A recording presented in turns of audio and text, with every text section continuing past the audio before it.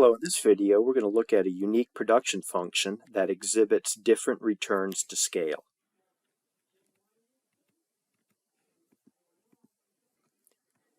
We have this production function here. The quantity of output by the firm equals the square root of labor plus capital squared.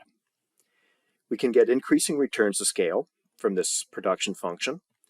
Notice here this table. We got units of labor, units of capital, and the amount of output. So let's start with this first input mix where we plug 1 unit of labor into the production function and 2 units of capital. If we do that, this firm will be able to produce 5 units of output. If we're to double the input mix, L goes from 1 to 2, capital goes from 2 to 4. How much output will this firm produce? Plugging that input mix in the production function, we get 17.41. So we doubled our inputs and output more than doubled. It just didn't go from 5 to 10, it more than doubled, and that is an example of increasing returns to scale. However, with this production function, it is also possible to display decreasing returns to scale. Let's start with this input mix, L equals 100 and K equals 1.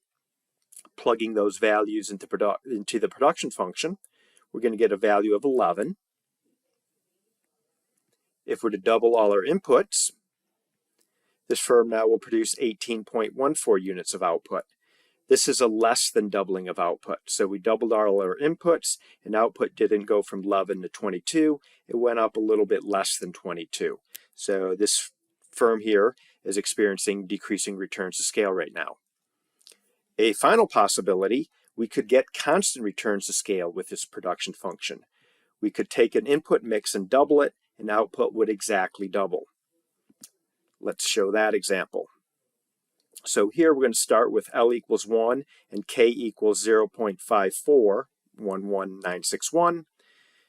That input mix gives us 1.293 units of output. If we were to exactly double this input mix, we would exactly double our output. So we can get constant returns to scale from this production function.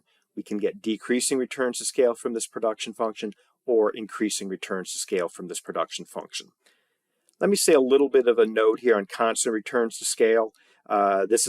Finding these input combinations is a little bit more challenging than the first two.